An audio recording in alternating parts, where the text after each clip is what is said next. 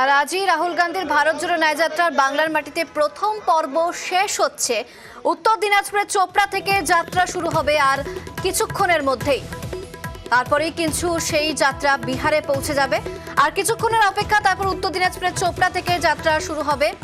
Kishanganj Bangla Bihar border একে 2 kilometre road show করার কথা। তারপর বিহারে পৌঁছবে রাহুল গান্ধীর ভারত জোড়ো ন্যায়যাত্রা। গতকালই উত্তরবঙ্গে রাহুলের ভারত জোড়ো ন্যায়যাত্রা এসে পৌঁছয়, আমরা সেই ছবি দেখিয়েছি। এবং আজ সকালে চোপড়া থেকে শুরু রাহুলের যাত্রা। চোপড়া হয়ে ইসলামপুরে রাহুল, এবং তারপর বিহারে পৌঁছবে এই রাহুল গান্ধীর ন্যায় জোড়ো যাত্রা।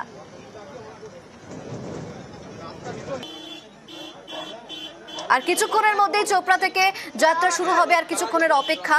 কালকে আমরা দেখেছি উত্তরবঙ্গ, সেখানে রাহুল গান্ধীর ভারত জোড়ো ন্যায়যাত্রা এসে পৌঁছেছে এবং আজ তার দ্বিতীয় দিন বাংলার মাটিতে। এরপর এই যাত্রা পৌঁছবে বিহারে।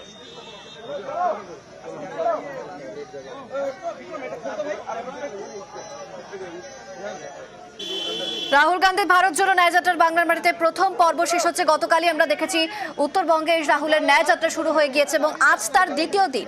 উত্তর দিনাজপুরের চোপড়া থেকে যাত্রা শুরু হবে আর কিছুক্ষণের মধ্যেই।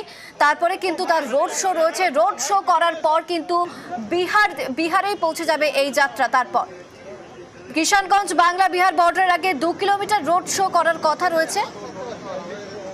তারপরে বিহারে পৌঁছবে এই যাত্রা। রাহুল গান্ধীর ভারত জোড়ো ন্যায়যাত্রার বাংলার মাটিতে প্রথম পর্ব শেষ হচ্ছে আজকেই। বাংলার মাটিতে প্রথম পর্ব শেষ হচ্ছে। উত্তর দিনাজপুরের চোপড়া থেকে যাত্রা শুরু হবে কিছুক্ষণের মধ্যেই। ইরন রয়েছে, ইরনের সঙ্গে একটু জানবো। ইরন, আর কতক্ষণ পর চোপড়া থেকে সেই যাত্রা শুরু হবে সেটা একটু জানতে চাইবো। আজ দিনভর কি কর্মসূচি, কখন বিহারে পৌঁছবে এই যাত্রা, সবটা যদি একটু ডিটেলসে বলো।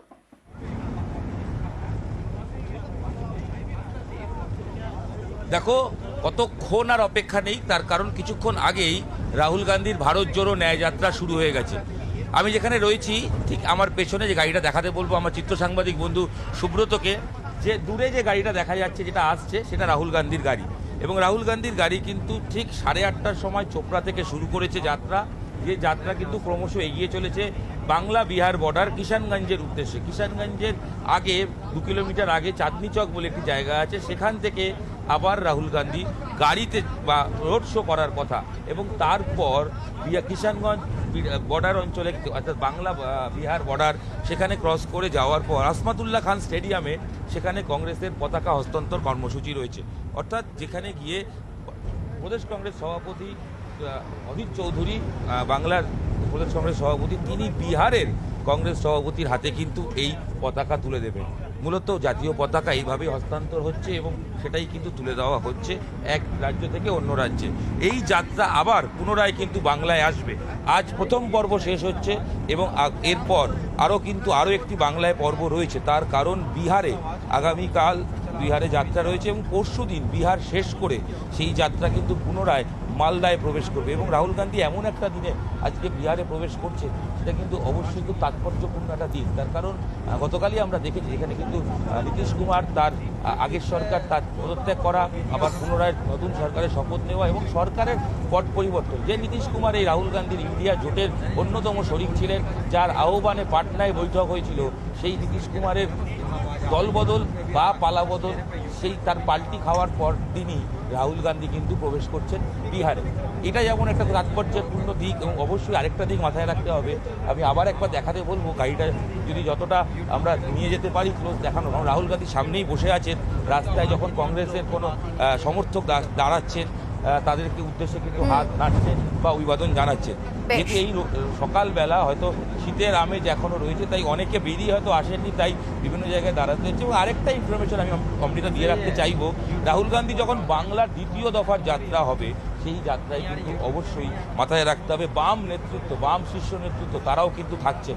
ইতিমধ্যেই তারা কিন্তু জানিয়েছেন যে মালদায় সুজন চক্রবর্তী, শতরূপ ঘোষের মতো নেতৃত্ব থাকবেন, আর মোহাম্মদ সেলিম রাজ্য সম্পাদক তিনি কিন্তু থাকছেন অবশ্যই মুর্শিদাবাদে, অর্থাৎ অধীরগড়ে মুর্শিদাবাদে অধীর চৌধুরীর সঙ্গে সেলিম এবং অবশ্যই রাহুল গান্ধী। এবং কংগ্রেসের পক্ষ থেকে মীনাক্ষী মুখার্জিকেও চাওয়া হয়েছে যাতে সেই দিন সবাই থাকে।